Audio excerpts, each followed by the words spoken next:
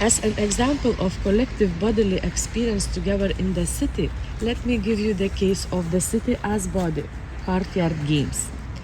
This annual organized event to celebrate International Dance Day was initiated by the Vilnius City Dance Theatre and the Lower School.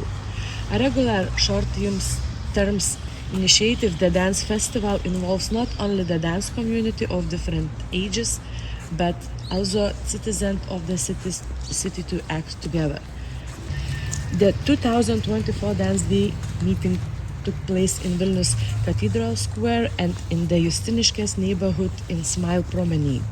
The idea of the celebration is to create together more active experience of being in the city in the backyard, to experience the city as a body. A specific location in the neighborhood was chosen, an avenue, a long continuous space for a journey in which local participants, public space professionals and hip-hop and contemporary dancers would be invited to participate and travel together without interruption.